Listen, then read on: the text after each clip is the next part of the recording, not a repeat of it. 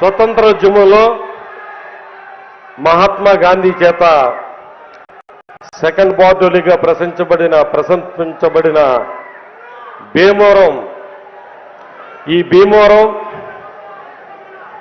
మరి ఇక్కడ ఏదైతే ఏ పార్టీ అయితే గెలుస్తుందో ఆ పార్టీ అధికారంలోకి రావడం అనేది సెంటిమెంట్గా మనందరం కూడా చూస్తూ ఉన్నాం. ఈ రోజున ఈ సెకండ్ బార్డర్లీని నూతన జిల్లాల ఏర్పాటులో భాగంగా పశ్చిమ గోదావరి జిల్లా హెడ్ క్వార్టర్గా చేసి ఈ ప్రాంతానికి మరింత కీర్తిని ప్రతిష్టని తీసుకొచ్చిన మన ప్రియతమ ముఖ్యమంత్రికి జగన్మోహన్ రెడ్డి గారికి నియోజకవర్గ ప్రజల తరపున, జిల్లా ప్రజల తరపున నా ప్రత్యేక ధన్యవాదాలు, కృతజ్ఞతలు తెలియజేసుకుంటున్నా. ముఖ్యంగా మనం చూసుకుంటే కనుక తెలంగాణ రాష్ట్రంలో కేసీఆర్ గారు పరిపాలనా వికేంద్రీకరణ కోసం ఎన్నో జిల్లాలు, కొత్త జిల్లాలు ఏర్పడితే మరి ఎన్నో వాగ్దానాలు ఇచ్చి, ఎన్నో 600 హామీలు ఇచ్చి ప్రజల్ని నమ్మించి మోసం చేసి దగా చేసి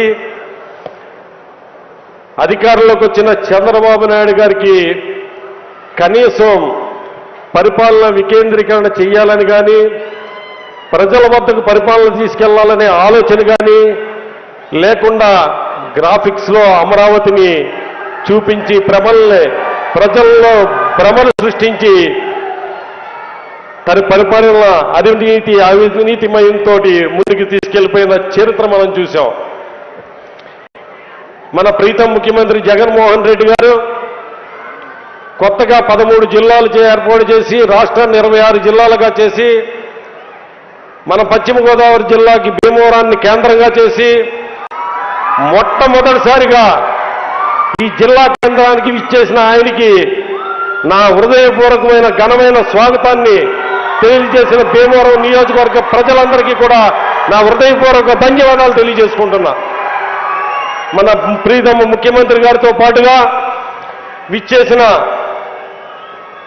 డిప్యూటీ సీఎం గారు కొట్టి సత్యనారాయణ గారు కానీ, అలాగే పౌర సరఫరాల శాఖ మంత్రి కారుమూరి నాగేశ్వరరావుకి, అలాగే శాసన మండలి చైర్మన్ కొయ్య మోషన్ రాజు గారికి, అలాగే హోమ్ మినిస్టర్ వనిత గారికి, అలాగే పార్లమెంట్ సభ్యులు మిథున్ రెడ్డి గారికి, వేదికను అలంకరించిన ఎమ్మెల్యేలకి, ఎమ్మెల్సీలకి, వివిధ పదవుల్లో ఉన్న ప్రజాప్రతినిధులకి, అధికారులకి, ఇక్కడికి విచ్చేసిన యావత్ యువతికి కూడా, అక్క చెల్లెమ్మలకి, జగనన్న ప్రియమైన మేనగోడలకి, మేనల్లుళ్ళకి మీ అందరికీ కూడా నా హృదయపూర్వకమైన ధన్యవాదాలు తెలియజేసుకుంటున్నా. అన్న జగనన్న, మీ కుటుంబానికి మా కుటుంబం ఎప్పుడూ రుణపడి ఉంటుందన్నా. ఎందుకంటే అన్న, చాలా చిన్న వయసులోనే నాకు దివంగత నేత వైఎస్ రాజశేఖర రెడ్డి గారు మిమ్మల్ని ఏ రకంగా ఆదరించారో కొడుగ్గా నన్ను కూడా అలాగ ఆదరించి ఎంతో మంది పెద్ద సీనియర్ నాయకులు ఉన్నప్పటికీ కూడా ఒక శాసనసభ్యుడిగా పోటీ చేసే అవకాశాన్ని ఇచ్చి 2000లో నన్ను ఎమ్మెల్యేని చేసిన ఘనత దివంగత నేత వైఎస్ రాజశేఖర రెడ్డి గారిది అన్న. ఆ తర్వాత మళ్ళీ 2014లో 2019లో కూడా శాసనసభకు పోటీ చేసే అవకాశం ఇచ్చి గ్రంథి నీ కుటుంబాన్ని విడిచిపెట్టను అని చెప్పి ఏదైతే దివంగత నేత వైఎస్ రాజశేఖర రెడ్డి గారు నన్ను మరి ఏ రకంగా ప్రోత్సహించారో ఆ రకంగా నన్ను వెన్నంటి ప్రోత్సహించిన మీకు సర్వదా ఎప్పుడు కూడా మా కుటుంబం రుణపడి ఉంటుందన్న. మీకు ఎప్పుడు నా హృదయపూర్వక ధన్యవాదాలన్న. మీ అందరికీ తెలీదు,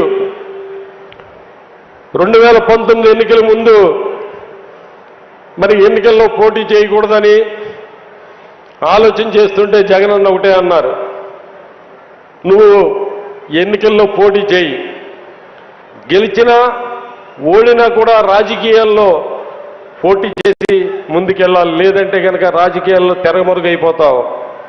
నీలాంటి వాడు కనుక రాజకీయాల్లో ఉంటే తప్పనిసరిగా ఆ నియోజకవర్గం అభివృద్ధికి నేను సాయశక్తిలా నీకు సహాయపడతాను, నీ వెంట ఉంటాను, ఆ నియోజకవర్గాన్ని అభివృద్ధి చేద్దు. కానీ అలాగే అక్కడ ఉన్న ప్రజలకు కూడా నేనేదైతే నవరత్నాల ద్వారా సంక్షేమ కార్యక్రమాలు అందిస్తున్నానో అవన్నీ కూడా అందరికీ అందజేయడానికి నువ్వు నాకు ఉండాలి అని చెప్పి నువ్వు పోటీ చేయంటే ఆయన ఇచ్చిన మాటతో ధైర్యంతో అప్పుడు అర్జునుడికి శ్రీకృష్ణుడు ఏ రకంగా అయితే ధైర్యం నూరపోశాడో అదే రకంగా నేను నా జగనన్న ఇచ్చిన ధైర్యంతో యుద్ధ రంగంలోకి దిగి ఎవరి మీద గెలిచాను?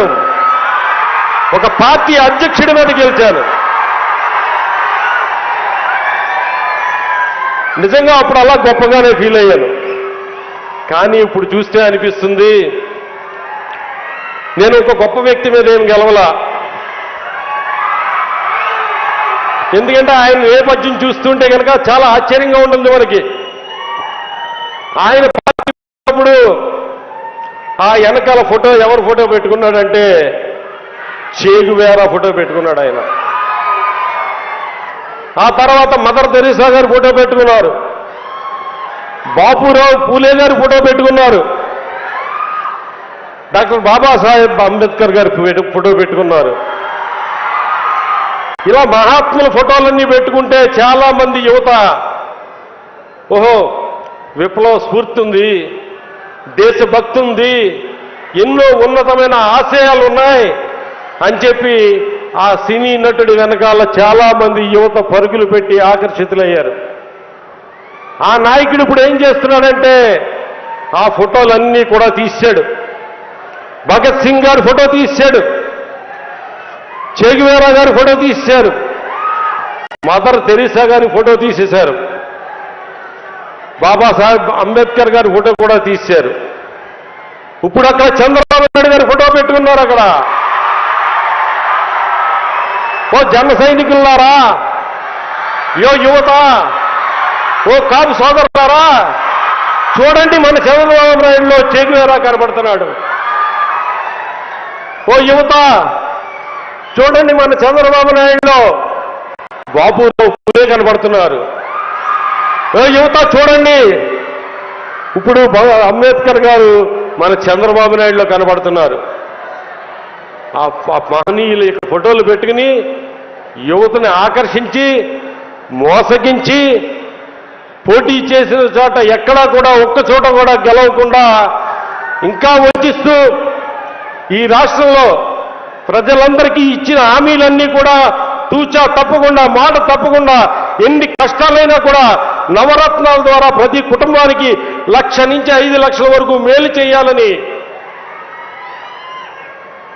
32 లక్షల మందికి ఇల్లు ఇవ్వడమే కాకుండా నిరంతరం కూడా పేదవాళ్ళు, బడుగు బలహీన వర్గాల వారు కులం చూడకుండా, మతం చూడకుండా, పార్టీ చూడకుండా ప్రతి పేదవాడు కూడా ఆర్థికంగా బలోపేతం అవ్వాలని, ప్రతి అక్క చెల్లి కూడా ఆర్థికంగా బలోపేతం అవ్వాలని, ప్రతి కుటుంబం కూడా ఆర్థికంగా బలోపేతం అయితే ఈ రాష్ట్రం బలోపేతం అవుతుందని, ఇలాగ ప్రతి రాష్ట్రం కూడా బలోపేతం అయితే దేశం బలోపేతం అవుతుందని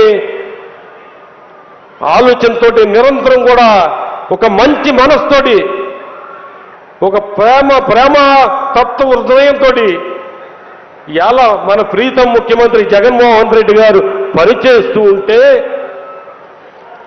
పేదల పక్షాన ఆయన నిలబడి ఉంటే, పేదల మీద కక్షతోటి, అక్క చెల్లెమ్మల మీద కక్షతోటి, రైతన్నల మీద కక్షతోటి వీళ్ళందరికీ మేలు జరుగుతుంది,